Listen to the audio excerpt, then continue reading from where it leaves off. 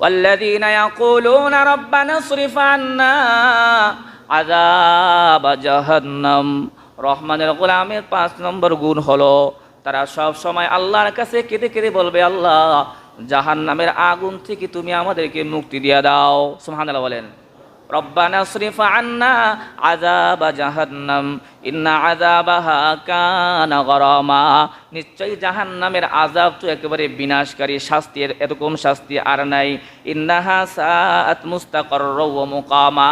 নিশ্চয়ই জাহান্নাম তো বসবাসের জায়গা হিসাবে এবং আবাস স্থল হিসাবে অত্যন্ত নিকৃষ্ট জায়গা। এর চাইতে বড় নিকৃষ্ট জায়গা আর হতে পারে না। তাই তুমি জাহান্নামের আযাব থেকে তুমি আমাদেরকে মুক্তি দিয়ে দাও। সুবহানাল্লাহ বলেন। রহমানের গোলাম যারা, তারা ফজরের নামাজের পরে দোয়া করবে, আল্লাহুম্মা আজিরনা মিনান নার, আল্লাহুম্মা আজিরনা মিনান নার। এভাবে করে করে প্রতিদিন যদি নামাজের পরে রহমানের গোলামরা আল্লাহর কাছে জাহান্নাম থেকে মুক্তি চায়, কাল কিয়ামতে যখন রহমানের গোলামরা পুলসিরাতের উপর দিয়ে পাড়ি দিতে যাবে, ওই মুহূর্তে পুলসিরাত আল্লাহ তাআলাকে ডেকে বলবে, আল্লাহ তোমার এই বান্দানা দুনিয়াতে থাকা অবস্থায় প্রতিদিন তোমার এই জাহান্নাম থেকে মুক্তি চাইতো, আল্লাহ দ্রুত তাকে আমার থেকে মুক্তি দিয়া তুমি জান্নাতে তাকে ব্যবস্থা করে দাও। এই 13টি গুণ যদি কারোর মধ্যে পাওয়া যায়, সেই রহমানের গোলাম হয়ে যাবে। রহমানের গোলামের আল্লাহ তাআলা 13টি গুণ এই আয়াতের মধ্যে আল্লাহ তাআলা বর্ণনা করেছেন। আমরা সকলেই রহমানের গোলাম না শয়তানের গোলাম? ধরে বলেন। রহমানের গোলাম সকলে আমরা দাবি করি, কিন্তু রহমানের গোলাম হতে গেলে আল্লাহ তাআলা সূরা ফুরকানের মধ্যে 13টি গুণ লাগাতার আল্লাহ তাআলা উল্লেখ করেছেন। এই গুণগুলো থাকলেই সে রহমানের গোলাম হবে। তাই ভূমিকা না বেরিয়ে আমরা সরাসরি আলোচনার দিকে চলে যাই। আল্লাহ তাআলা 13টা গুণ ধারাবাহিকভাবে আল্লাহ তাআলা যেভাবে আলোচনা করেছেন, উল্লেখ করেছেন, আমরাও ধারাবাহিকভাবে সেই 13টি গুণ সম্পর্কে সংক্ষিপ্ত আকারে জেনে নেব ইনশাআল্লাহ। আল্লাহ তাআলা বলেন, ওয়া ইবাদুর রহমান ওয়াইবাদুর রহমানিল্লাযীনা ইয়ামশুনা আলাল আরদি হাওনা। রহমানের গোলাম, আব্দুন গোলাম, ইবাদুন এটাও আব্দুনের বহু বচন ইবাদ। রহমানের গোলাম যারা হতে চাও, রহমানের গোলাম হওয়ার জন্য 1 নম্বর শর্ত হলো সে রহমানের যদি আস্থাভাজন হতে চাও, বান্দা হতে চাও, তাহলে তার গোলামে পরিণত হতে হবে, নিজেকে গোলাম মনে করতে হবে। এটাই হলো তোমার স্পেশালিস্ট সবচেয়ে বড় পরিচয় হলো যে আমি রহমানের গোলাম। এরপরে ধারাবাহিকভাবে আল্লাহ তাআলা কি কি গুণ এগুলো আবার উল্লেখ করেছেন। তাই প্রথমে আল্লাহ তাআলা আমাদেরকে গোলাম বলে আয়াতের মধ্যে উল্লেখ করেছেন। আমরা হলো আল্লাহ পাকের গোলাম। গোলাম কাকে বলে? যে তার মনিবের সকল শর্ত শারায়েত মাথা পেতে কোনো নিঃশর্তভাবে মেনে নেয়, তাকেই গোলাম বলে। গোলামের নিজস্ব কোনো চিন্তা চেতনা, গোলামের নিজস্ব কোনো পছন্দ অপছন্দ কিছু থাকতে পারে না। গোলামের অপছন্দ অপছন্দ সব হবে একমাত্র মনিবের পছন্দ এবং অপছন্দ অনুযায়ী। এটাই হলো গোলামের পরিচয়। এ কারণে হযরত হাসান বসরি রহমতুল্লাহ আলাই উনি একটা গোলাম ক্রয় করে আনছেন। ক্রয় করে আনার পরে জিজ্ঞেস করছেন যে তোমার কাছে কি পছন্দ, কি অপছন্দ, কি পোশাক পছন্দ, কি খাবার পছন্দ, কি খাবার অপছন্দনীয়। তখন গোলাম বলতেছিল যে আমার নিজস্ব কোনো পছন্দ অপছন্দনীয় না কিছু নাই। মনিব আমার জন্য যেটা পছন্দ করে সেটাই আমার পছন্দ, আমার মনিব যেটা আমার জন্য অপছন্দ করে ওটা আমার কাছে অপছন্দ। আমার নিজস্ব কোনো পছন্দ অপছন্দের কোনো ইচ্ছা শক্তি এটা আমার মধ্যে নাই। কথা বলার সাথে সাথে হাসান বসরি বেহুশ হয়ে পড়লেন। হুশ ফেরার পর বললেন যে আমি তোমাকে আজাদ করে দিলাম। কি কারণে আজাদ করেছি? যে তুমি গোলামের পরিচয় দিতে গিয়ে আমাকে একটা জিনিস শিক্ষা দিয়েছো যে কিভাবে রবের গোলাম হওয়া যায়। তুমি আমার গোলাম হওয়ার পর যখন বলেছো কোনো ইচ্ছা অনিচ্ছার কোনো কিছু তোমার নাই, পছন্দ অপছন্দনীয় সব মনিবের পছন্দ অপছন্দনীয়, এখান থেকে আমি শিক্ষা গ্রহণ করতে পারলাম আমিও তো রহমানের গোলাম, তাই আমারও পছন্দ অপছন্দনীয় কোনো কিছু নাই। রহমান যেটা পছন্দ করে ওটাই আমার পছন্দ, রহমান যেটা অপছন্দ করে ওটাই আমার অপছন্দ, আমার নিজস্ব কোনো এখতিয়ার নাই। সুবহানাল্লাহ। এই শিক্ষা আমি তোমার থেকে পাইলাম, তাই খুশি হয়ে তোমাকে আজাদ করে দিলাম। বাগদাদে, হিন্দুস্তানে, পাঞ্জাব শহরে, পাঞ্জাব প্রদেশে একজন আল্লাহওয়ালা বসবাস করতেন, নাম শাহে দৌলা। যখন বাঁধ ভেঙে গেছে, পাঞ্জাবের বাঁধ যখন ভেঙে গেছে, তা পানি তুমুল আকারে শহরের মধ্যে ঢুকতেছে। সকলে মিলে বুজুর্গের কাছে চলে গেছে যে আপনি একটু দোয়া খায়ের করে এই পাঞ্জাবের এই পারে আইসা একটু দোয়া করে দেন, আর বাঁধটা একটু আপনার বরকতি হাতের সোয়াদে একটু বেঁধে দেন, হতে পারে যে এই পানি এভাবে আর আমাদের শহরে ঢুকবে না। আল্লাহর ওলির প্রতি আস্থা রেখে তার কাছে সবাই আবেদন করলো। তা উনি আইসা না বাঁধ আরো সুন্দর করে বেঁধে দিবেন, কিন্তু উনি একটা কোদাল হাতে নিয়ে আরো বাঁধ ছুটাই দিতেছে, আরো পানি ঢোকার ব্যবস্থা করে দিতেছে। লোকেরা বলতেছে আপনাকে আনছি পানি বন্ধ করার জন্য, আর আপনি দেখি আরো পানি ছেড়ে দিচ্ছেন। তখন শাহে দৌলা বলতেছেন, জিধার মাওলা ওধার শাহে দৌলা, আল্লাহ যেদিকে চায় আমিও সেদিকে চাই। আল্লাহর ইচ্ছা পানি দেওয়ার, আমি কি কারণে আল্লাহর বিপক্ষে ইচ্ছা আমি পোষণ করব? জিধার মাওলা ওধার শাহে দৌলা, আল্লাহ যেদিকে চায় শাহে দৌলা ওদিকেই চায়। সুবহানাল্লাহ। আল্লাহ তাআলা আল্লাহর ওলির এই কুদরতের হাত সেখানে লাগার কারণে তৎক্ষণাৎ পানি বন্ধ হয়ে গেছে। সুবহানাল্লাহ। আল্লাহর বিপক্ষে কোনো ফয়সালা আমি চাই না। আল্লাহ যেটা চায়, আমার জন্য যেটা আল্লাহ পছন্দ করেন ওটাই আমার পছন্দ, আমার জন্য যেটা আল্লাহ অপছন্দ করেছেন ওটাই আমার জন্য অপছন্দনীয়। কারণ প্রত্যেকটা মেশিন যিনি বানান, ওই মেশিনের জন্য কোনটা উপযোগী আর কোনটা অনুপযোগী সেটা যিনি তৈয়ার করেন তিনি বলতে পারেন। তা আল্লাহ আমাদেরকে তৈয়ার করেছেন, কোনটা আমাদের জন্য উপকার বয়ে আনবে, কোনটা ক্ষতি করে আনবে, এটা একমাত্র কে ভালো জানেন? আল্লাহ তাআলাই ভালো জানেন। তাই আমার ইচ্ছা এবং অনিচ্ছা কোনো কিছু নাই। আল্লাহ রাব্বুল আলামিন যেটা আমার জন্য কল্যাণকর মনে করেছেন, যেই বিধানে, ওটাই আমার জন্য কল্যাণকর। যেটা আল্লাহ তাআলা আমার জন্য অকল্যাণকর মনে করেছেন ওটার মধ্যে আমার জন্য কোনো কল্যাণ নাই। এটাই হলো রহমানের গোলামের পরিচয়। এখানে আল্লাহ তাআলা রহমানের গোলাম, আল্লাহ তাআলা তার বান্দাদের পরিচয় দিতে গিয়ে প্রথমেই বললেন ওয়া ইবাদুর রহমান। আল্লাহ আমাদেরকে পরিচয় করে দিলেন ইবাদ বলে, বান্দা বলে। এই বান্দা, এটাই হচ্ছে আমাদের জন্য সবচেয়ে বড় পরিচয়। আমি এলাকার চেয়ারম্যান, আমি দেশের প্রেসিডেন্ট, প্রধানমন্ত্রী, আমি যেই হই না কেন, আল্লাহর কাছে আমার সবচেয়ে বড় পরিচয় হলো যে আমি আল্লাহর গোলাম। এই কারণেই তো আল্লাহ তাআলা তার দোস্ত মুহাম্মদ সাল্লাল্লাহু আলাইহি ওয়াসাল্লামকে গোলাম বলেই সম্বোধন করেছেন। সূরা বনী ইসরাঈল আল্লাহ কি বলেছেন? সুবহানাল্লাযী আসরা বিআবদিহি লাইলাম, সুবহানাল্লাযী আসরা বিআবদিহি লাইলাম মিনাল মাসজিদিল হারামি ইলাল মাসজিদিল আকসা। ওই মহা পবিত্র সত্তা যিনি তার বান্দাকে রাতের বেলায় স্বল্প সময়ের মধ্যে মসজিদে হারাম থেকে স্বল্প সময়ে মসজিদে আকসায় নিয়ে গেছেন। সুবহানাল্লাহ। নবীজির মেরাজের ইসরা এর আলোচনা করতে গিয়ে আল্লাহ তাআলা নবীকে বলেন নাই, নবীর ব্যাপারে আল্লাহ বলেন নাই, পরিচয় দেন নাই যে মুহাম্মদকে, একথাও বলেন নাই।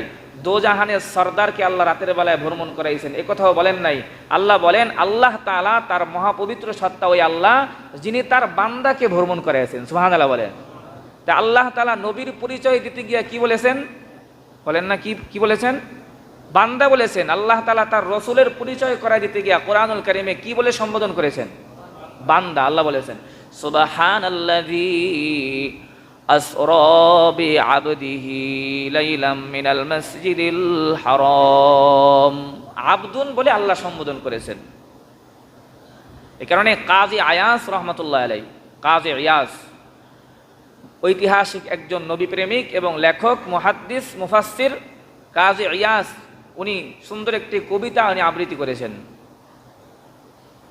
ওয়া মিম্মা যাদানি শারফা ওয়া ফখরা, ওয়া মিম্মা যাদানি শারফা ওয়া ফখরা ওয়া কিদতু বিআখমাসি আতাউস সুরাইয়া। ওয়া মিম্মা যাদানি শারফা ওয়া ফখরা وكدت بأخمسي أطأ الثريا دخولي تحت قولك يا عبادي دخولي تحت قولك يا عبادي وأن صيرت أحمد لي نبيا وأن صيرت أحمد لي نبيا উনি বলেন এর চাইতে বড় সম্মান আর গৌরবের কথা আমার কি থাকতে পারে আমার জন্য সম্মান এবং গৌরব আমার তো মন চায় সম্মান এবং গৌরবে আকাশের সুরাইয়া নামক তারকা ভেদ করে আমি উপরে চলে যাই গৌরবের জ্বালায় সম্মানের ঠেলায় কারণ আল্লাহ তাআলা তার কথার মধ্যে আমাকে তার বান্দা বলে সম্বোধন করেছেন সুবহানাল্লাহ এবং আহমদকে আল্লাহ আমার নবী হিসাবে নির্বাচন করেছেন সুবহানাল্লাহ বলেন না আমার জন্য এর চাইতে বড় গর্ব আর অহংকার কি হতে পারে মন তো চায় গর্ব আর অহংকারে আমি আকাশ ভেদ করে উপরে চলে যাই কারণ দয়াময় আল্লাহ তার কথার মধ্যে আমাকে ইয়া ইবাদি বান্দা বলে সম্বোধন করেছেন আর আহমদকে আমার নবী নিযুক্ত করেছেন সুবহানাল্লাহ বলেন ومما زادني شرفا وفخرا ومما زادني شرفا وفخرا وكدت بأخمسي أطأ الثريا وكدت بأخمسي أطأ الثريا دخولي تحت قولك يا عبادي دخولي تحت قولك يا عبادي وأن صيرت أحمد لي نبيا وأن صيرت أحمد لي نبيا এই কারণে আমাদের সবচেয়ে বড় পরিচয় কি বলেন আমরা আল্লাহর কি গোলাম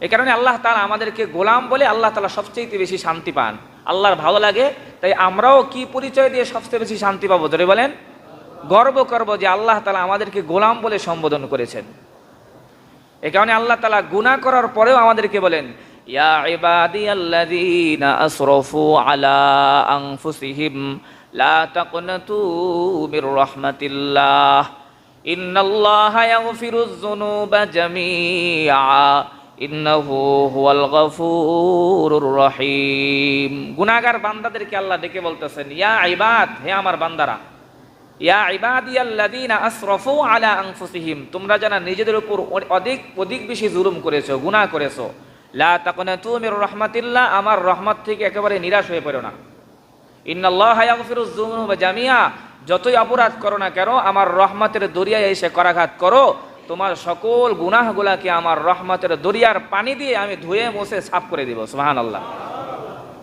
মানে আল্লাহ তাআলা আমাদেরকে গুনাহ করার পরেও কিন্তু আমরা অনেকে সন্তানকে সন্তান বলেও পরিচয় দেই না অপরাধ করলে কিন্তু আল্লাহ গুনাহগার বান্দাদেরকেও বান্দা বলে সম্বোধন করেছেন সুবহানাল্লাহ গুনাহগারকে আল্লাহ শয়তান বলে নাই তারপর আল্লাহ বলে ইয়া ইবাদিয়াল্লাযীনা আসরাফু হে আমার বান্দারা যদি গুনাহ করে থাকো নিরাশ হয়ে পড়ো না আমার কাছে আসো আমি আল্লাহ তাআলা সব অপরাধ ক্ষমা করে দিব সুবহানাল্লাহ এজন্য আমার কাছে গর্ব এবং অহংকারের সবচেয়ে বড় বস্তুই হলো যে আল্লাহ তাআলা আমাকে বান্দা বলে কি করেছেন সম্বোধন করেছেন এই কারণে আল্লাহ তাআলা বলেন রহমানের গোলাম হইতে হইলে রহমানের আস্থাভাজন নৈকট্যশীল হতে হলে এক নম্বর নিজেকে গোলামের পরিচয় দিতে হবে দুই নম্বর ওয়া ইবাদুর রহমানিল্লাযীনা ইয়ামশুনা আলাল আরদি হাওনা রহমানের গোলামের দুই নম্বর গুণ হলো সে অত্যন্ত বিনয়ের সাথে চলাফেরা করবে আল্লাযীনা ইয়ামশুনা আলাল আরদি হাওনা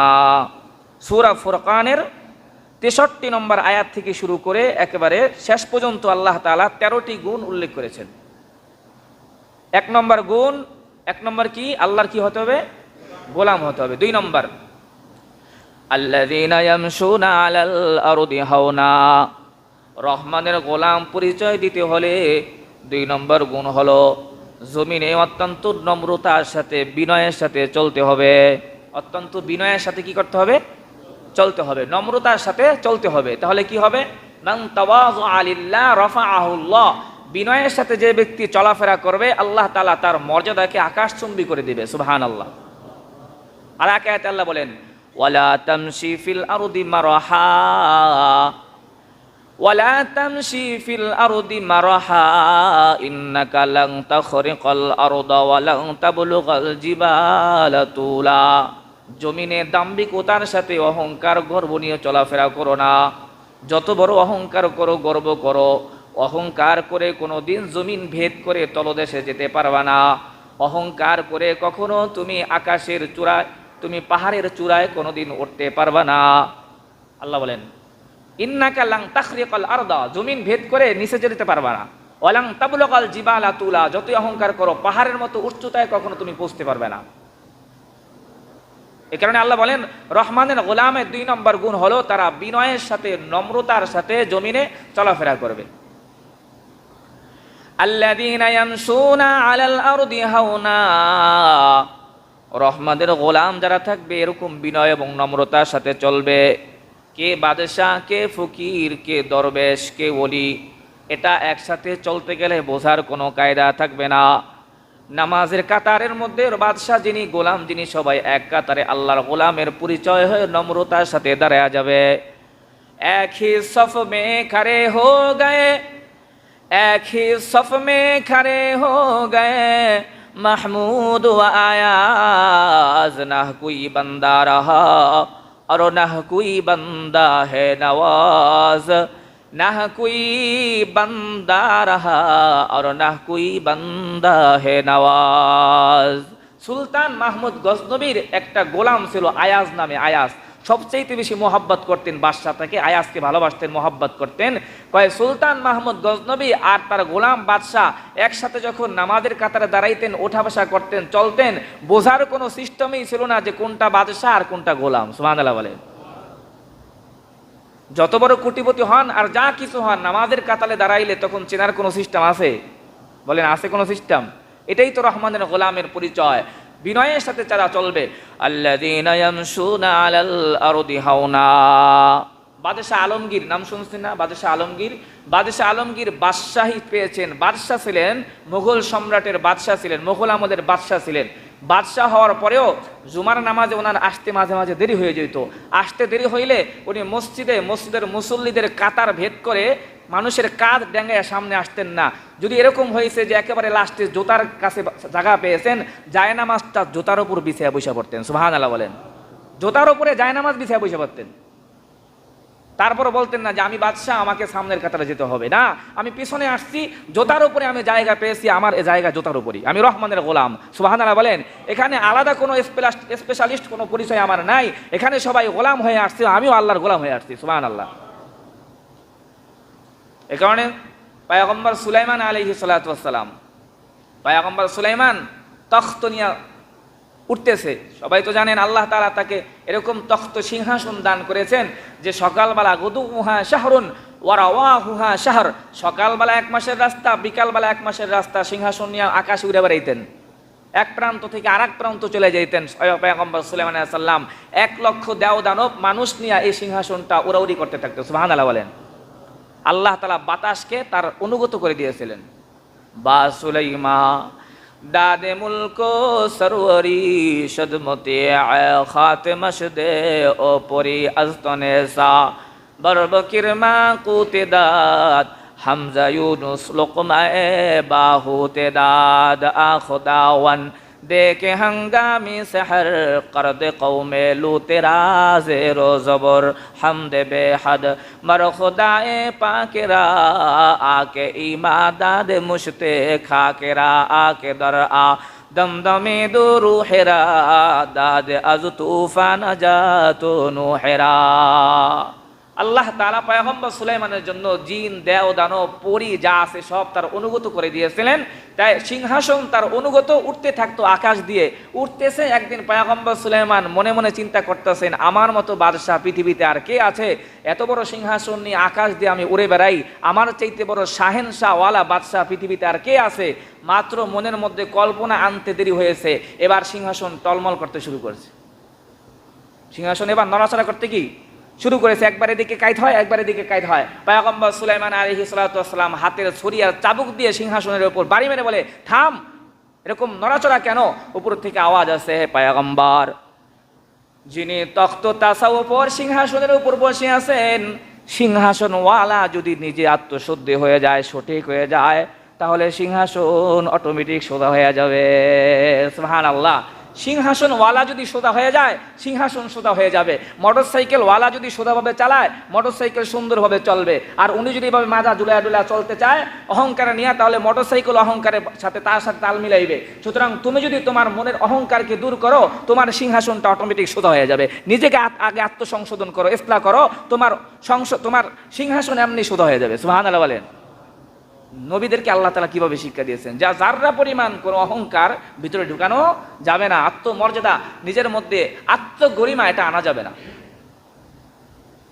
বাদশাহ শাহজাহান যখন সিংহাসন পাইলেন, এত বড় বিশাল সিংহাসন, এরকম শাহী মহল, এই রাজ সিংহাসনের মধ্যে যখন বসলেন, বসার পরে এবার তিনি বললেন যে তোমরা উজুর পানি নিয়ে আসো, আমি উজু করে আগে এই সিংহাসনে বসার আগে 2 রাকাত নামাজ পড়বো। সুবহানাল্লাহ বলেন না। নামাজ পড়লেন, নামাজ পড়ার পরে মন্ত্রীদের মনের মধ্যে কৌতূহল জাগলো যে উনি আগে নামাজ পড়লেন কেন। জিজ্ঞাসা করলেন আপনি আগে নামাজ পড়লেন উজুর পানি দিয়ে, কারণ কি? বাদশাহ বললেন আরে এই সিংহাসন তো আল্লাহ তাআলা নমরুদকে দিয়েছিল, এই সিংহাসন তো আল্লাহ তাআলা ফিরাউনকে দিয়েছিল। ফিরাউন সিংহাসন পেয়ে সিংহাসনে বসে বলেছিল আনা রব্বুকুমুল আ'লা, আমি তোমাদের বড় খোদা। আমি সেটা বলতে চাই না। আল্লাহ তাআলা ফিরাউনকে তার তখ্ত তাসাউফ সহ তার সিংহাসন সহ আল্লাহ ধ্বংস করে দিয়েছে, কারণ সে বলেছিল আনা রব্বুকুমুল আ'লা, আর আমি সিংহাসনে উজু করে বলবো সুবহান রব্বিয়াল আ'লা। সুবহানাল্লাহ বলেন না। ফিরাউন বলেছে কি আনা রব্বুকুমুল, আর আমি কি বলবো? জোরে বলেন না, কি বলেন? ফিরাউন বলেছে আনা রব্বুকুমুল আ'লা, আর আমি বলবো সুবহান রব্বিয়াল আ'লা। সুতরাং যারা দেশের রাজ্য দায়িত্ব যারা পেয়েছে, বাদশা যারা হয়েছে, তারা জনগণের প্রভু না জনগণের খাদেম? জোরে বলেন। তারা জনগণের প্রভু না জনগণের খাদেম? সুতরাং জনগণের খাদেম যতদিন পর্যন্ত থাকবে জনগণ তাদেরকে শ্রদ্ধা দৃষ্টিতে দেখবে। জনগণের ভোট নিয়ে এরপরে জনগণের সিংহাসনে কর্তৃক বসে সেখানে যদি বলে আনা রব্বুকুমুল আ'লা, আমি বড়, আমার উপর কেউ নাই, আমি জনগণের প্রভু, সেদিন তাহলে জনগণও তাদেরকে সেখান থেকে লাথি মেরে বের করার জন্য জনগণ সেদিন দ্বিধাবোধ করবে না। কারণ জনগণের প্রভু নয়, তারা জনগণের কি? খাদেম। তারা খাদেম। নবীরাও মনে করতেন, বাদশারা মনে করতেন, যারা বুজুর্গ মনে করতেন আল্লাহ তাআলা আমাকে জনগণের কি বানাইছে? প্রভু না খাদেম বানাইছে? খাদেম বানিয়েছে। এখানে বলেন ও বলছে আনা রব্বুকুমুল আ'লা, তাই আল্লাহ তাআলা ওর সিংহাসন সহ ধ্বংস করে দিয়েছে, আর আমি বলবো সুবহান রব্বিয়াল আ'লা, আল্লাহ আমাকে ইজ্জতের সাথে সিংহাসনে বসায় রাখবে। সুবহানাল্লাহ বলেন। ইজ্জতের সাথে বসাইছিলেন আল্লাহ তাআলা বাদশাহ শাহজাহানকে, আজও পর্যন্ত তাজমহল তার নামে দাঁড়িয়ে আছে না? জোরে বলেন। সম্মানের সাথে মানুষ সেখানে যায় না, যদিও কিছু টাকা অপচয় করেছে কিন্তু ভালো কাজও তো করছে, অনেক ভালো কাজও তিনি কি আসছেন করেছেন। যাই হোক, আল্লাহ তাআলা অহংকার এটা আল্লাহ পাকের পোশাক, আল্লাহ পাকের চাদর। আল্লাহ নিজে হাদিসে কুদসির মধ্যে বলেন আল কিবরিয়া উরিদাই, আল্লাহ বলেন আল কিবরিয়া উরিদাই ওয়াল আযমাতু ইযারি ফামান নাযাআনি মিনহু আহাদুন লা আদখালতুহুন নার। অহংকার আর বরত্ব আমার চাদর আর লুঙ্গি স্বরূপ। যে ব্যক্তি আমার অহংকার আর বরত্বের চাদর নিয়ে টানাটানি করবে, আমি আল্লাহ তাকে ধ্বংস করে জাহান্নামের মধ্যে নিক্ষেপ করব। নাউজুবিল্লাহ বলেন। হাদিসে কুদসি আল্লাহ নিজেই বলেন অহংকার এবং বরত্ব এটা একমাত্র আমারই মানায়, আর কাউরে মানায় না। আরে আল্লাহ রাসূল সাল্লাল্লাহু পৃথিবীতে যদি অহংকার করার জন্য কাউকে মানাইতো, সর্বদিক থেকে জ্ঞান গরিমা এবং সৌন্দর্যের দিক থেকে অহংকার একমাত্র মুহাম্মাদই করতে পারত, কিন্তু মুহাম্মদ অহংকার করে নাই, গোলামের মতো বৈশা খামার খেয়েছে। সুবহানাল্লাহ বলেন না। আল্লাহ রাসূল কিভাবে চলতেন জমিনের মধ্যে? হাদিসে আছে ওয়া কানা ইয়ামশি কাআন্নামা ইয়ানহাত্তু ইযা তাকাল্লা কাআন্নামা ইয়ানহাত্তু আন সাবাবিন ইযা মাশা তাকাল্লা কাআন্নামা ইয়ানহাত্তু আন সাবাবিন। আল্লাহর রাসূল যখন হেঁটে যাইতেন তখন মনে হইতো যে উপর দিকে কোনো একটা জিনিস গড়ায়া নিচের দিকে যাচ্ছে। সুবহানাল্লাহ বলেন। উপর দিকে কোনো একটা জিনিস গড়ায়া গেলে অহংকার না বিনয়? যদি বলেন বিনয়, অর্থাৎ আপনি মাথা উঁচু করবেন। যে ব্যক্তি মাথা উঁচু করবে বৃষ্টির পানি উঁচু জায়গার মধ্যে থাকে না, ঠিক তেমনিভাবে আল্লাহর রহমতও যে মাথা উঁচা করে তার উপর থাকে না। বিনয়ের সাথে যে ব্যক্তি চলবে আল্লাহর রহমত তার উপরে এসে স্থির করবে। সুবহানাল্লাহ বলেন। উপরের দিকের পানি যেমন নিচের দিকে নামে, তেমনি আল্লাহর রহমত আসে নম্রতানি গুণে। নম্রতারই কি? নম্রতার গুণে এটা আসে। এই কারণে আল্লাহ তাআলা রাসূল সাল্লাল্লাহু আলাইহি ওয়াসাল্লাম বান্দা পরিচয় দিতেন, আল্লাহর রাসূল নিজে বিনয়ের সাথে চলতেন। ওয়া ইবাদুর রহমানিল্লাযীনা ইয়ামশুনা আলাল আরদি হাওনা। আর নম্রতার বিপরীত হলো অহংকার আর বরত্ব। এই কারণে আল্লামা ইকবাল, পাকিস্তানের জাতীয় কবি মহাকবি ইকবাল বলেছেন, मिटा दो अपने हस्ती को, मिटा दो अपने हस्ती को, अगर कुछ मर्तबा चाहो कि दाना खाक में मिलकर गुलो गुलजार होता है, कि दाना खाक में मिलकर गुलो गुलजार होता है। আল্লামা ইকবাল বলেছেন, मिटा दो अपने हस्ती को अगर कुछ मर्तबा चाहो कि दाना खाक में मिलकर गुलो गुलजार होता है, कि दाना खाक में मिलकर गुलो गुलजार होता है। নিজের আমিত্ব আর অহংকারকে মাটির সাথে যদি মিশায়া দাও তাহলেই দেখবা তোমার সম্মান আর মর্যাদা আকাশচুম্বী হয়ে যাবে। কারণ দেখো না, ছোট্ট একটা দানা অঙ্কুর যখন নিজেকে মাটির সাথে মিশায়া দেয় তখন সেই একটা দানা থেকে বিশাল ডালপালা বিশিষ্ট বিশাল বড় গাছ হয়ে যায়, ফল দিতে থাকে, ফুল দিতে থাকে। ঠিক তেমনিভাবে তুমি যদি নিজেকে মাটির সাথে মিশায়া দাও তোমার ভিতর থেকে একদিন ফল আর ফুল প্রকাশ পাবে। সুবহানাল্লাহ বলেন। मिटा दो अपने हस्ती को अगर कुछ मर्तबा चाहो कि दाना खाक में मिलकर गुलो गुलजार होता है, कि दाना खाक में मिलकर गुलो गुलजार होता है। এই কারণে অহংকার হলো আল্লাহ পাকের চাদর, আর বিনয়কারী বান্দাকে আল্লাহ তাআলা বেশি মোহাব্বত করেন। রহমানের গোলামের 2 নম্বর শর্ত হলো বিনয়ের সাথে জমিনে চলাফেরা করবে। সুবহানাল্লাহ বলেন। হাদিসে পাকের মধ্যে আছে যে এক ব্যক্তি অহংকার নিয়ে চাদর ঝুলায় ঝুলায় হাঁটতেছে, লুঙ্গি ঝুলায় ঝুলায় হাঁটতেছে। এই যে লুঙ্গি ঝুলায় যারা পরে এটা অহংকারের নিদর্শন। এভাবে যারা চলতেছে আল্লাহ রাসূল সাল্লাল্লাহু আলাইহি সাল্লাম বলেন, দেখলাম যে চোখের সামনে মাটি তাকে গিলে ফেলছে, মাটি তাকে খেয়ে ফেলছে। অর্থাৎ অহংকার আল্লাহ পাক এটা একমাত্র আল্লাহর জন্যই মানায়। আরে আবু জাহাল এত পরিমাণ অহংকার ছিল যে যেদিন আবু জাহেলকে হত্যা করতেছিল, জবাই করতেছিল, অহংকারে জ্বালায় তখন বলতেছিল যে ইবনে মাসউদ, আমার কল্লাটা সাধারণভাবে অন্য মানুষের কল্লা যেভাবে কাটছো আমার কল্লাটা একটু ছোট করে কাটো না, আমার কল্লাটা একটু জোরে করে বড় করে কাটো যাতে করে সবাই চিনতে পারে আমি একটা নেতা। নাউযুবিল্লাহ বলবেন না? কি পরিমাণ অহংকার ছিল। যখন মরতেছে তখন বলে আমার গল্লাটা বুখারীতে আছে, সাধারণভাবে কাটো না আমার গল্লাটা, আমার এই গলাটা একটু তেসরা করে মোটা করে কাটো যাতে করে সবাই দেখলে চিনতে পারে এটা সাধারণ কোনো মানুষের কল্লা না, এটা কার কল্লা? নেতার কল্লা। কি পরিমাণ অহংকার ছিল। আল্লাহ রাসূল সাল্লাল্লাহু আলাইহি ওয়াসাল্লাম যখন আয়াত নাজিল হইল, তাফসীরে কাবীরের মধ্যে আছে আর রহমান আল্লামাল কোরআন খালাকাল ইনসান, এই আয়াত যখন নাজিল হইল তখন আল্লাহ রাসূল বলতেছে, কে আছো এই আয়াতগুলা কুরাইশদের সর্দারদের কাছে গিয়ে তেলাওয়াত করবা? কার হিম্মত আছে? কেউ সাহস পায় না, কারণ এদের সামনে গিয়ে এত তেলাওয়াত করলে তো মায়ের একটা মারিতে পারবে না, কেউ সাহস করে না। কিন্তু ইবনে মাসউদ রাদিয়াল্লাহু তাআলা আনহু চিকনা একজন মানুষ, পায়ের গোছা এত চিকনা, অথচ আল্লাহ তাআলা তাকে রাইসুল ফুকাহা, সমস্ত ফকিদের ইমাম আল্লাহ তাকে ঘোষণা করেছেন। সুবহানাল্লাহ। আল্লাহ রাসূল সাল্লাল্লাহু আলাইহি ওয়াসাল্লাম বলেছেন যে ফকিদের সর্দার হলো ইবনে মাসউদ। ইবনে মাসউদের পাও নিয়ে মাঝে মাঝে হাসাহাসি করতো সাহাবায়ে কেরাম, কি চিকন, একেবারে চিকন ছিল পায়ের নলা। আল্লাহর রাসূল বলেন, আল্লাহি লাহুমা আসকালু ফিল মিজান, আমার ইবনে মাসউদের পা নিয়ে তোমরা হাসাহাসি করছো, আল্লাহর কসম এই দুইখানা পা মিজানের পাল্লায় অনেক অনেক গুণ বেশি ভারী হয়ে যাবে। সুবহানাল্লাহ বলে। তাই ইবনে মাসউদ কয়, ইয়া রাসূলুল্লাহ আমি পারুম। সবাই দেখে তাকায় রয়েছে, হাসতেছে যে কেউ সাহস করে না, আরে চিকনা একটা মানুষ এই নাকি কুরাইশ সর্দারদের কাছে গিয়ে আর রহমান সূরা তেলাওয়াত করবে। আল্লাহ রাসূল বলে, ঠিক আছে যাও। গিয়া এবার ইবনে মাসউদ কাবার চত্বরে আবু জেহেল, উতবা যারা ছিল নেতাদের পাশে গিয়া তেলাওয়াত করতেছেন আর রহমান আল্লামাল কোরআন খালাকাল ইনসান। তেলাওয়াত করার সাথে সাথে আবু জেহেল আইসা উঠা ইবনে মাসউদকে কানের উপরে এমন এক চড় মারলেন, থাপ্পড় দিলেন যে ইবনে মাসউদের কান ফেটে রক্তাক্ত অবস্থায় রক্ত বের হচ্ছে। কান্না করতে করতে ইবনে মাসউদ নবীর কাছে চলে গেলেন। আল্লাহ রাসূলের কাছে গিয়ে এই অবস্থা দেখলেন আর কান্না করতেছেন। জিবরাইল আমিন আকাশ থেকে হাসতে হাসতে আসছে। সুবহানাল্লাহ বললেন না? জিবরাইল আমিন হাসতে হাসতে কয়, ইয়া রাসূলুল্লাহ। আল্লাহ রাসূল বলে, কি জিবরাইল, আমার ইবনে মাসউদ কান্না করতেছে, আঘাত পেয়েছে, আর তুমি হাসতেছো।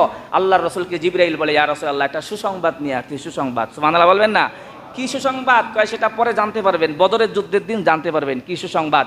বদরের যুদ্ধের দিন যখন আফসার 2 ছেলে মুআজ এবং মাআজ, এই 2 জন যখন আবু জেহেলকে যখন পরাস্ত করে দিয়েছে, এখনো মরে নাই, কল্লা কাটাটা শুধুমাত্র বাকি আছে। ইবনে মাসউদকে আল্লাহর রাসূল বলেন, হে ইবনে মাসউদ, যাও তো আবু জেহেলের লাশটা কোথায় পড়ে আছে গিয়া দেখে আসো তো।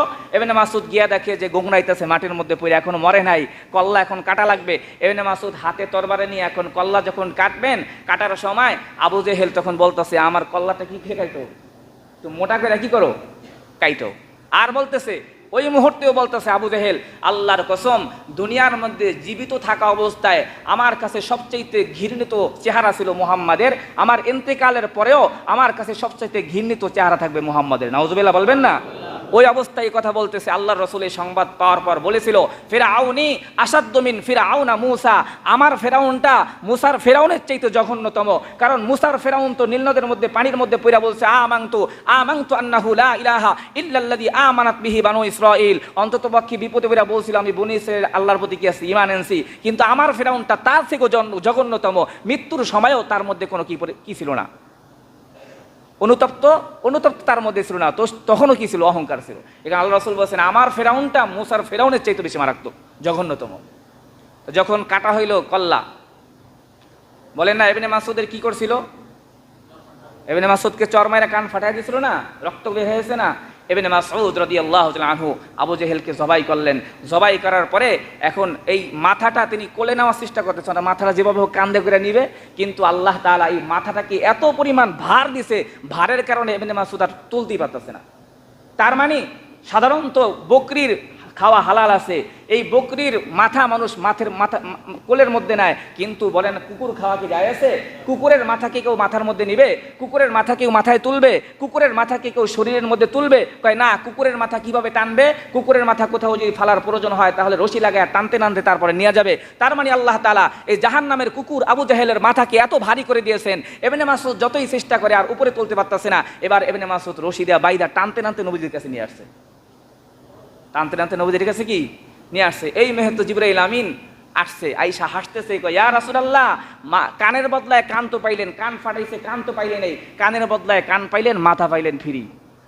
কানের বদলায় কান পাইলেন, মাথা পাইলেন কি? জোরে বলেন না কি? কানের বদলায় কান পাইলেন, মাথা পাইলেন ফ্রি। মাথা তো চলে আসছে কানের সাথে, ও তো ইবনে মাসউদকে থাপ্পড় দিয়েছে, কিন্তু আজকে তার মাথা সহ কান আসছে এবং সে জাহান্নামের কলঙ্কে কুকুর হয়ে জাহান্নামে চলে গেছে। এই কারণে অহংকার এই আবু জেহেলকে কি করে দিয়েছে দেখেন, অহংকার। আল্লাহ রাব্বুল আলামিন তাকে দুনিয়া থেকেই এরকম শাস্তি দিয়া তারপর দুনিয়া থেকে বিদায় করেছেন। এখানে অহংকার একমাত্র কার চাদর? জোরে বলেন, আল্লাহ পাকের চাদর। আল কিবরিয়া উরিদায়। এই কারণে রহমানের গোলামের এক গুণ বলতেই তো সব সময় শেষ হয়েছে, 13টা গুণ। এক নম্বর গুণ কি? ওয়া ইবাদুর রহমান। আল্লাহর গোলামের পরিচয় দিতে হলে এক নম্বর গুণ হলো আমরা সবাই দাবি করব আমরা আল্লাহর গোলাম। 2 নম্বর আল্লাযীনা ইয়ামশুনা আলাল আরদি হাওনা। রহমানের গোলামের 2 নম্বর গুণ হলো তারা জমিনের মধ্যে বিনয়ের সাথে চলাফেরা করবে, অহংকার নিয়ে চলবে না। ওয়া ইযা খাতাবাহুমুল জাহিলুনা ক্বালু সালামা। রহমানের গোলামের 2 নম্বর হলো বিনয়ের সাথে চলবে। ওমর ইবনে আব্দুল আজিজ রাহমাতুল্লাহি আলাইহি বাদশাহ অর্ধ জাহানের, তিনি তখন ওমরে সানি তাকে বলা হয় বাদশাহ। মেহমান আসছে, বাদশাহী মহলের মধ্যে মেহমান আসছে, বাতি জ্বলতেছে, তেল দিয়ে বাতি জ্বলতেছে। এমন তো অবস্থায় হঠাৎ করে বাতি তেল শেষ হয়ে গিয়েছে। বাদশাহ নিজে দাঁড়ায়া এবার তেল দিয়া বাতিকে আবার জ্বালায়া দিলেন। আশেপাশের লোকজন বলে আপনার তো আমির ওমারা আছে, আপনার তো খাদেম আছে, গোলাম আছে, এদেরকে আদেশ করলেই তো তারা বাতির সাথে তেলের ব্যবস্থা এরা করে দিত। আপনি কি কারণে দাঁড়ায়া নিজে বাদশাহ হয়ে তারপর আপনি বাতির মধ্যে আবার তেল ঢুকিয়ে দিলেন? আব্দুল আজিজ বলেন আমি যেমনিভাবে তেল ভরার আগেও ওমর ইবনে আব্দুল আজিজ ছিলাম, তেল ভরার পরেও আমি ওমর ইবনে আব্দুল আজিজে আছি। সুবহানাল্লাহ। আমার কোনো কি হয় নাই, নামের কোনো পরিবর্তন হয় নাই। আমি এখনো তেল ভরার কারণে যা আছি, তেল না দেওয়ার কারণে যা ছিলাম, তেল ভরার কারণে আমি সেই আল্লাহর বান্দী আছি, ওমর ইবনে আব্দুল আজিজে আছি। সুবহানাল্লাহ বলবেন না? এই কারণে রহমানের গোলামের 2 নম্বর গুণ গেল। 3 নম্বর ওয়া ইযা খাতাবাহুমুল জাহিলুনা ক্বালু সালামা। রহমানের গোলামের 3 নম্বর গুণ হলো যখন কোনো অজ্ঞ লোকেরা অজ্ঞতা স্বরূপ তাদের সাথে অযথা কোনো বিতর্কমূলক কথাবার্তা বলে, তাদেরকে যখন জাহিলি মূর্খতার সাথে যখন তাদেরকে গালি দেয় অথবা বকা দেয়, খারাপ কথা বলে, প্রতি উত্তরে তারা তখন সালাম বলে দেয়। সালাম যখন তাদের সাথে মূর্খ লোকেরা যখন তাদের সাথে তর্ক করে আর অনর্থক যখন মূর্খতা স্বরূপ আচরণ করে, তখন তারা বলে দেয় ক্বালু সালামা। কি বলে দেয়? সালাম। আপনার সাথে আমার কথা কি বাড়াবাড়ি দরকার নাই। এই যে পয়গম্বর ইব্রাহিম আলাইহিস সালাতু ওয়াস সালাম তার বাবাকে বলেছিল, যে আপনি কি লেগে এই সমস্ত মূর্তির ইবাদত করেন, আপনি আমার অনুসরণ করেন, আমি তো দেখছি আপনি শয়তানের অনুসরণ করতেছেন, অতি সত্য জাহান্নামের মধ্যে যাবেন। আমার কাছে যে এলেম আসছে আপনার কাছে তো সেই এলেম আসে নাই, কোরআন শরীফের আয়াত স্পষ্ট আছে। যাই হোক, এই কথা বলার পরে তখন তার বাপ বলতেছে, ক্বালা আরাগিবুন আনতা আন আলিয়াতি ইয়া ইব্রাহিম লা ইল্লাম তানতাহি লা আরজুমান্নাকা ওয়াহজুরনি মালিয়া। হে ইব্রাহিম, তুমি যদি আমার এই সমস্ত মূর্তির বদনাম করা থেকে বিরত না হও, তাহলে অবশ্যই তোমাকে পাথর মেরে কিন্তু আমি হত্যা করে দিব, তোমাকে কিন্তু তেজ্যপুত্র করবো, ইত্যাদি ইত্যাদি হুঙ্কার যখন দিতেছে, পয়গম্বর ইব্রাহিম আলাইহিস সালাম তখন বললেন, ক্বালা সালামা, কি সালাম, আপনি আমার বাপ, আমার উচিত ছিল যতটুকু বলার বলছি, মূর্খতা স্বরূপ আচরণ আপনি করতেছেন, তাই মূর্খর সাথে আমি মূর্খমূলক আচরণ করব না, আমি বলবো আমার পক্ষ থেকে আপনার প্রতি কি সালাম, কি সালাম। ক্বালা সালামুন আলাইক, ইব্রাহিমকে আপনাকে সালাম বাবা, এত কথা বাড়াবাড়ি দরকার নাই। যাই হোক, মূর্খদের সাথে কথা বলে আপনি জীবনে জিততে পারবেন, আর নিজের সম্মান কি হবে, নিজের সম্মান কি হবে জোরে বলেন, লঙ্ঘ হবে। এ কারণে মূর্খদের সাথে কি বলতে হবে, সালাম ভাই, তাদেরকে জিতাই দিতে হবে। ওয়া ইযা খাতাবাহুমুল জাহিলুনা ক্বালু সালামা, 3 নম্বর গুণ, ওয়া ইযা খাতাবাহুমুল জাহিলুনা ক্বালু সালামা ওয়াল্লাযীনা ইয়াবিতুনা লিরাব্বিহিম সুজদাও ওয়া কিয়ামা। রহমানের গোলামের 4 নম্বর গুণ হলো তারা রাতের বেলায় রবের সন্তুষ্টির জন্য রাত্রে দাঁড়ায়া এবং ঘুমায়া বৈশা বৈশা আল্লাহর ইবাদত করবে। সুবহানাল্লাহ বলেন। ওয়াল্লাযীনা ইয়াবিতুনা, তারা রাত্র জাগরণ করবে, কিয়ামা সুজদাও ওয়া কিয়ামা, ওয়াল্লাযীনা ইয়াবিতুনা লিরাব্বিহিম সুজদাও ওয়া কিয়ামা। রাত্র তারা দাঁড়িয়ে এবং বসে বসে তারা ইবাদত সিজদারত অবস্থায় তারা রহমানের গোলাম যারা, তারা রাত্র যাপন করবে। রহমানের গোলামের কয় নম্বর গুণ গেল জোরে বলেন। এরপরে 5ম নম্বর গুণ, ওয়াল্লাযীনা ইয়াকুলুনা রাব্বানা ইসরিফ আন্না আযাব জাহান্নাম। রহমানের গোলামের 5 নম্বর গুণ হলো তারা সব সময় আল্লাহর কাছে কেঁদে কেঁদে বলবে, আল্লাহ জাহান্নামের আগুন থেকে তুমি আমাদেরকে মুক্তি দিয়ে দাও। সুবহানাল্লাহ বলেন। রব্বানা ইসরিফ আন্না আযাব জাহান্নাম ইন্না আযাবাহা কানা গরামা। নিশ্চয়ই জাহান্নামের আযাব তো একেবারে বিনাশকারী শাস্তি, এরকম শাস্তি আর নাই। ইন্নাহা সাআত মুস্তাকাররা ওয়া মুকামা। নিশ্চয়ই জাহান্নাম তো বসবাসের জায়গা হিসাবে এবং আবাস স্থল হিসাবে অত্যন্ত নিকৃষ্ট জায়গা, এর চাইতে বড় নিকৃষ্ট জায়গা আর হতে পারে না। তাই তুমি জাহান্নামের আযাব থেকে তুমি আমাদেরকে মুক্তি দিয়ে দাও। সুবহানাল্লাহ বলেন। রহমানের গোলাম যারা, তারা ফজরের নামাজের পরে দোয়া করবে, আল্লাহুম্মা আজিরনা মিনান নার, আল্লাহুম্মা আজিরনা মিনান নার। এভাবে করে করে প্রতিদিন যদি নামাজের পরে রহমানের গোলামরা আল্লাহর কাছে জাহান্নাম থেকে মুক্তি চায়, কাল কিয়ামতে যখন রহমানের গোলামরা পুলসিরাতের উপর দিয়ে পাড়ি দিতে যাবে, ওই মুহূর্তে পুলসিরাত আল্লাহ তাআলাকে ডেকে বলবে, আল্লাহ তোমার এই বান্দানা দুনিয়াতে থাকা অবস্থায় প্রতিদিন তোমার এই জাহান্নাম থেকে মুক্তি চাইতো, আল্লাহ দ্রুত তাকে আমার থেকে মুক্তি দিয়া তুমি জান্নাতে তাকে ব্যবস্থা করে দাও। সুবহানাল্লাহ। যখন জাহান্নামী আল্লাহর কাছে সুপারিশ করবে, আমার কাছে মুক্তি চাইছে আল্লাহ, তুমি আমার মধ্যে তাকে দিও না, জাহান্নামী তখন বলবে, আসরি ইয়া মুমিন ফা ইন্না নূরাকা ইয়াতফাউ নারি। তাফসিরে কাবীরের মধ্যে আসছে হাদিস, তখন জাহান্নাম ডেকে বলবে, হে মুমিন, তুই তো আমার উপর দিয়ে হেঁটে যাচ্ছস, তাড়াতাড়ি যা, তাড়াতাড়ি যা, তোর ঈমানের আলো, তোর নামাজের আলো, তোর রোজার আলো আমি জাহান্নামকে নিভা দিচ্ছে, তুই দ্রুত আমার কাছ থেকে সরে যা। সুবহানাল্লাহ বলে। তা রহমানের গোলাম যারা, তারা দুনিয়াতে থাকা অবস্থায় জাহান্নাম থেকে আল্লাহর কাছে কি চাবে, মুক্তি চাবে। দুনিয়াতে থাকা অবস্থায় না, ইন্তেকালের পরে। জোরে বলেন। ইন্তেকালের পরে যদি জাহান্নাম থেকে মুক্তি চায়, কোনো কাজ হবে? হাদিসে পাকের মধ্যে আছে, হ্যাঁ, ইন্তেকাল করার পরেও তখন জাহান্নামীরা জাহান্নাম থেকে মুক্তি চাইবে, কিন্তু তখন কোনো কাজ হবে না। তখন তারা বলবে, রব্বানা আখিরনা ইলা আজালিল করিব, রব্বানা আখিরনা ইলা আজালিল করিব নুজিব দাওয়াতাকা ওয়া নাত্তাবিউর রাসূল। পবিত্র কোরআনে আল্লাহ বলেন, তখন জাহান্নামীরা আল্লাহর কাছে বলবে, রব্বানা আখিরনা ইলা আজালিন করিব, আল্লাহ কিছু সময়ের জন্য, অল্প কিছু সময়ের জন্য জাহান্নাম থেকে মুক্তি দিয়ে আমাদেরকে দুনিয়ার মধ্যে পাঠায়া দাও। রব্বির জিউনি লাআল্লি আমালু সলিহা যাতে করে আমরা এবার যেন ভুল না করি, সবাই ভালোভাবে আমল করে তোমার বাতানো কথা অনুযায়ী, তোমার রসুলের কথা অনুযায়ী অনুসরণ করে আবার আসতে চাই, একটু কাল আমাদেরকে তুমি সুযোগ দিয়ে দাও। এভাবে ডাকতে থাকবে। খাজানাতি জাহান্নাম, জাহান্নামের খাজেন যিনি, ওনাকে ডাকতে থাকবেন। হাদিসে পাকের মধ্যে আছে 1000 বছর পর ডাকতে ডাকতে কোনো সাড়া পাবে না। অতঃপর তারা চিন্তা করবেন যে জাহান্নামের দারোয়ানকে মালিককে তাহলে ডাকি। পবিত্র কোরআনে আল্লাহ বলছেন, ওয়ানাদাউ ইয়া মালিকু ওয়ানাদাউ ইয়া মালিকু লিয়াকদি আলাইনা রাব্বুক। তখন তারা মালিককে ডাকবে, ইয়া মালিক, ওয়ানাদাউ ইয়া মালিকু লিয়াকদি আলাইনা রাব্বুক। হে মালিক, জাহান্নামের দারোয়ান, তোমার রবের কাছে গিয়া বলো আমাদের আর সহ্য হচ্ছে না, একটু আমাদের বিষয়টা যেন ফয়সালা করে দেয়। এখানে আমরা শাস্তি পাচ্ছি, মরিও না আবার বাঁচিও না, তোমার রবকে বলো বিষয়টা আমাদের জন্য যেন একটা ব্যবস্থা করে দেয়, আর সহ্য হয় না। 1000 বছর পর্যন্ত ডাকতে থাকবেন। আল্লাহ তাআলা পবিত্র কোরআনে বলেন 1000 বছর পর মালিক ফেরেশতা বলবেন, ক্বালা ইন্নাকুম মাকিসুন, এখানেই তোমরা অবস্থান করতে থাকো। নাউযুবিল্লাহ। 1000 বছর পর মালিক জবাব দিবেন, এখানেই তোমরা অবস্থান করতে থাকো।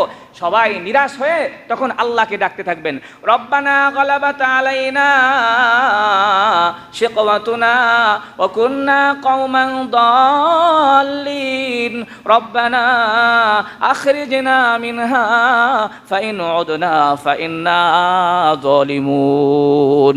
তখন তারা বলবে, রব্বানা গালাবাত আলাইনা শিকওয়াতুনা ওয়া কুন্না কওমান দাল্লিন।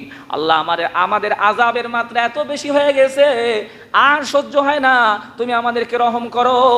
আবার যদি আমরা কোনো অন্যায় করি তুমি আমাদেরকে তখন শাস্তি দিও। রব্বানা গালাবাত আলাইনা শিকওয়াতুনা ওয়া কুন্না কওমান দাল্লিন রব্বানা আখরিজনা মিনহা ফাইন উদনা ফাইন্না যালিমুন। যদি আবার আমরা তোমার সেই অফার গ্রহণ করতে গিয়ে যদি আবার আমরা পথভ্রষ্ট হয়ে যাই, আবার যদি অপরাধ করি, তখন তুমি আমাদেরকে শাস্তি দিও। 1000 বছর পর্যন্ত তারা আল্লাহকে ডাকতে থাকবে। হাদিসে পাকের মধ্যে আছে 1000 বছর পর আল্লাহ তাআলা কোরআনের আয়াতের মাধ্যমে তাদেরকে জবাব দিবেন, ক্বালাকসাউ ফিহা ওয়ালা তুকাল্লিমুন, এখানে তোমরা পড়ে থাকো, এখন আর আমার সাথে একটা কথা বলবা না। নাউযুবিল্লাহ বলেন। এখানেই পড়ে থাকো, আমার সাথে এখন আর কথা চলবে না, আমার সাথে কথা বলার সুযোগ আগে চলে গেছে। ক্বালাকসাউ ফিহা ওয়ালা তুকাল্লিমুন, লাঞ্ছিত অবস্থায় এখানে পড়ে থাকো, আমার সাথে কোনো কথা চলবে না। শুধু কি তাই, আল্লাহ তাআলা জান্নাতীদেরকে জান্নাতের মধ্যে যখন দিয়ে দিবেন, তখন জান্নাতেরা তো জান্নাতের মধ্যে বৈশা আমোদ প্রমোদ করতে থাকবে আর পানি পান করতে থাকবে। জাহান্নামীরা আল্লাহ তাআলা তাদের চোখের দৃষ্টিশক্তি এত বাড়ায় দিবে যে তারা দূর থেকে, জাহান্নাম থেকে 1000 মাইল দূরে সে জান্নাতের অবলোকন তারা দেখতে পাইবে। সুবহানাল্লাহ বলেন। এই সমস্ত দৃশ্য দেখা তখন তারা জান্নাতীদের কাছে বলতে থাকবে, আল্লাহ তাআলা তাদের মুখের পাওয়ার এত শক্তিশালী করে দিবে যে তাদের আওয়াজগুলো জান্নাতীদের কাছে পৌঁছে যাবে, আবার জান্নাতীদের কথা তাদের কানের মধ্যে পৌঁছবে, এত দূর থেকে তারা দেখতে বলতে থাকবে ওয়ানাদা আসহাবুন নারি আসহাবাল জান্নাহ ওয়ানাদা আসহাবুন নারি আসহাবাল জান্নাতি আন আফিদু আলাইনা মিনাল মা ক্বালু ইন্নাল্লাহা হাররামাহুমা আলাল কাফিরিন। জাহান্নামীরা জান্নাতীদেরকে ডেকে বলবে, তোমরা কত সুন্দর পানি পান করতেছো, আমোদ প্রমোদ করতেছো, আর আমরা দেখো পানির কারণে আমার তৃষ্ণায় আমাদের কলিজা ফেটে যায়, একটু পানি ওখান থেকে আমাদেরকে সরে মারো, পানি খেতে মন চায়, কলিজা ফেটে যায়। জান্নাতীরা তখন উপর থেকে জবাব দিবে, ক্বালু ইন্নাল্লাহা হাররামাহুমা আলাল কাফিরিন, জান্নাতের এই পানি আল্লাহ তোমাদের জন্য হারাম ঘোষণা করেছেন। নাউযুবিল্লাহ। এই জান্নাতের পানি আল্লাহ তোমাদের জন্য হারাম ঘোষণা করেছেন। এই কারণে যারা মুমিন তাদের 5 নম্বর গুণ হবে, সকাল সন্ধ্যা সব সময় জাহান্নামের আগুন থেকে কি চাইবে বলেন? কি চাবে? মুক্তি চাবে। রব্বানা আসরিফ আন্না আযাবা জাহান্নাম ইন্না আযাবাহা কানা গরামা ইন্নাহা সাআত মুস্তাকাররাও ওয়া মুকামা। কারণ হলো জাহান্নামের আগুন আর দুনিয়ার আগুনের মধ্যে আকাশ পাতাল তফাত রয়েছে। দুনিয়ার আগুনকে আল্লাহ তাআলা জাহান্নামের আগুনের 71 অংশের 71 ভাগের 1 ভাগ আরো 70 গুণ বেশি তেজদীপ্ত আগুন হলো জাহান্নামের আগুন। দুনিয়ার আগুন পানি দিলে নিভে যায়, কিন্তু জাহান্নামের আগুন পানি দিলে আরো বেশি জ্বলতে থাকবে। দুনিয়ার আগুন বাতাস এলে নিভে যায়, কিন্তু জাহান্নামের মধ্যে ঘূর্ণিঝড় হবে, তারপর জাহান্নামের আগুন আরো দাউ দাউ করে জ্বলতে থাকবে। জাহান্নামীদের পুঁজগুলো যখন শরীর থেকে পড়তে থাকবে, জাহান্নাম আরো তেল মনে করে ওটাকে দাউ দাউ করে আরো জ্বলায় দিবে। এই কারণে জাহান্নামের আগুন আর দুনিয়ার আগুনের মধ্যে আকাশ আর পাতাল তফাৎ রয়েছে। কারণ জাহান্নামের আগুনের মধ্যে কোনো একমাত্র দহন শক্তি আছে, কিন্তু এটা কোনোদিন কোনো উপকার এটার মধ্যে নাই। দুনিয়ার আগুন মুসলমানের উপকার করে আবার ক্ষতিও করে। দুনিয়ার আগুন আপনাকে উপকার করে আবার কাফেরকে উপকার করে। আপনার ঘরকে জ্বালায়া দেয়, কাফেরের ঘরকেও জ্বালায়া দেয়। দুনিয়ার আগুন অপকার উপকার কোনো কিছু বোঝে না। আপনি অলি হইলেও আপনার ঘরকে জ্বালায়া দিবে, আপনি কাফের হইলেও আপনার ঘরকে জ্বালায়া দিবে। কিন্তু জাহান্নামের আগুন এমন নয়। জাহান্নামের আগুনের মধ্যে উপকার বলতে কোনো কিছুই নাই। জাহান্নামের আগুন একমাত্র মুমিনদেরকে বাঁচিয়ে দিবে আর কাফেরদেরকে জ্বালায় অবশ্য করে দিবে। এই কারণে আল্লাহ তাআলা দোয়া করতে শিখাইছেন, এ মুমিন তোমরা তোমাদের যদি রহমানের গোলাম হতে চাও, 5 নম্বর গুণ হলো রব্বানা সরিফান্না আযাব জাহান্নাম ইন্না আযাবাহা কানা গরামা। তোমরা আল্লাহর কাছে দোয়া করবা, আল্লাহ জাহান্নামের আগুন থেকে তুমি আমাদেরকে মুক্তি দিয়া দাও। কয় নম্বর গুণ যদি বলেন? রহমানের গোলামের 5 নম্বর গুণ। এরপরে 6 নম্বর গুণ কি? 6 নম্বর গুণ ওয়াল্লাযীনা ইযা আনফাকু লাম ইউসরিফু ওয়া লাম ইয়াকতুরু ওয়া কানা বাইনা যালিকা কাওয়ামা। যখন তারা ব্যয় করবে, আল্লাহর রাস্তায় যখন খরচ করবে, খরচ করার ক্ষেত্রে তারা অপচয়ও করবে না এবং তারা কৃপণতাও করবে না। এই কারণে আল্লাহ তাআলা এক আয়াতের মধ্যে বলছেন, ফালা তাজআল ইয়াদাকা মাগলুলাতান ইলা উনুকিকা ওয়ালা। আল্লাহ তাআলা বলেন, হে নবী, আপনি একেবারে কেউ কিছু চাইলে আবার 2 হাত কাঁধের মধ্যে দিয়ে বসে থাকবেন, কিছুই দিবেন না, এরকম যেন না হয়। আবার দান করতে করতে নিজেই খাওয়ান পাইবেন না, এরকম যেন না হয়। অর্থাৎ মধ্যম পন্থা কি করতে হবে?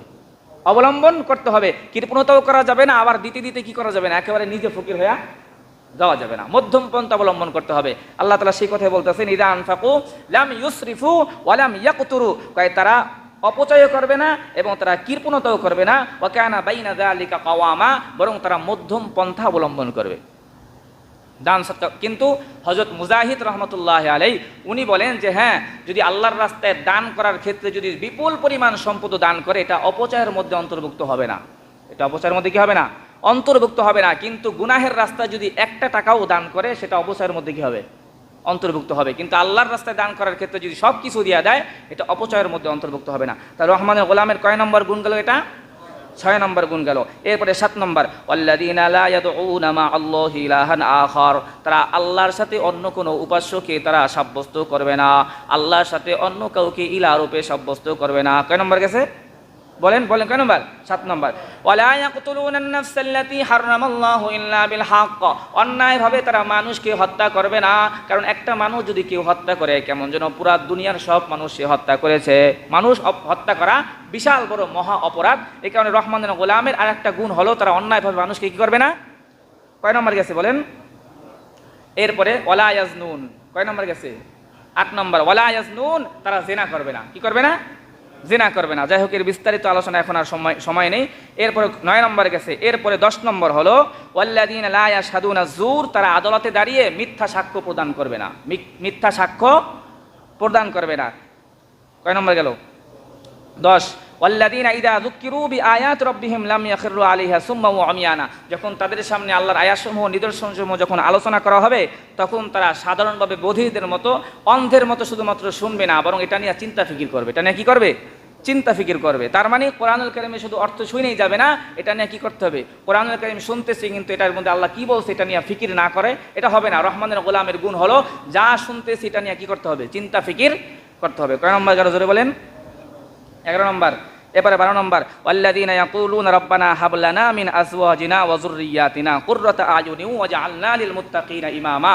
রহমানের গোলামের আরেকটা গুণ হলো যে তারা সব সময় দোয়া করবে, আল্লাহ তুমি আমাকে চোখ জোড়ানো সন্তান এবং স্ত্রী দান করো। সুবহানাল্লাহ বলেন, চোখ জোড়ানো সন্তান এবং স্ত্রী দান করো। আশরাফ আলী থানভী রাহমাতুল্লাহ আলাইহি বলেন, যদি কেউ 5 ওয়াক্ত নামাজের পরে এই দোয়াটা প্রতিনিয়ত করে, আল্লাহ তাআলা অবশ্যই তাকে চোখ জোড়ানো স্ত্রী এবং সন্তান দান করবেন ইনশাআল্লাহ। এই কারণে চোখ জোড়ানো স্ত্রী আর সন্তান বলতে কি, আপনি বলছেন এদিকে যা, ডান দিকে যা, সে বাপ দিয়ে দেবে। এই কারণে হাদিসে পাকের মধ্যে আছে, উত্তম স্ত্রী হলো যা আদেশ করে, সে আদেশকে সে কি করে? মান্য করে।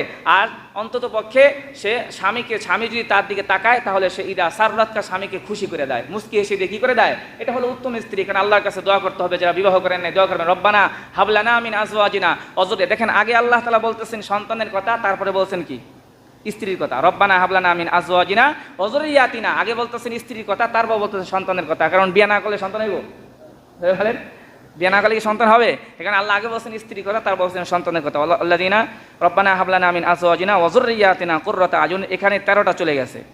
তারপরে তওবা করতে বলছে, এরপরে অমাং তাবা ওয়া আমিলা সলিহান, এগুলোর মধ্যে প্রায় ওয়াইদা মাররু বিল লাগবি মাররু কিরামা, মাঝখানে আরেকটা চলে গেছে। যখন তারা অনর্থক কোনো অনুষ্ঠানের অথবা অনর্থক কোনো কার্যক্রম চলতেছে এর পাশ দিয়ে যখন তারা হঠাৎ করে চলে যাবে, তখন নিশ্চুপ হয়ে তারা চলে যাবে, সেখানে তারা অ্যাটেন্ড করবে না। একটা অনৈতিকমূলক কাজ এক জায়গায় চলতেছে, আপনি বলবেন যাক 1 মিনিট দেখে যাই, 2 মিনিট কি দেখা যায়, এটা না, বরং তারা সেখান থেকে কি করবে, অতিক্রম করে গাম্ভীর্যতার সাথে কি করবে, চলে যাবে। এটা রহমানের গোলামের গুণ। তাদের জন্য কি পুরস্কার, উলাইকা ইউজাউনাল গুরফাতা বিমা সাবারু, এই অত্যন্ত সবরের সাথে 13টা গুণ পালন করার কারণে আল্লাহ তাআলা তাদেরকে সুউচ্চ এক জান্নাত কি করবেন, দান করবেন, যে জান্নাতের ভিতর থেকে বাইরে এবং বাইরে থেকে ভিতর দেখা যাবে। সুবহানাল্লাহ বলেন। ওয়ায়ুলাক্কাউনা ফিহা তাহিয়াতাও ওয়া সালামা, এবং সেখানে তাদের জন্য থাকবে অভিবাদন এবং শান্তির বার্তা। ফেরেশতাদের পক্ষ থেকে দেখা হইলে আসসালামু আলাইকুম, শান্তির বার্তা এবং অভিবাদন থাকবে। আল্লাহ তাআলা আমাদের সকলকে রহমানের গোলামের এই 13টা গুণ আল্লাহ তাআলা ধারণ করে প্রকৃতপক্ষে রহমানের গোলাম হওয়ার পরিচয় আল্লাহ তাআলা আমাদেরকে রহমানের গোলাম হওয়ার তৌফিক দান করুন।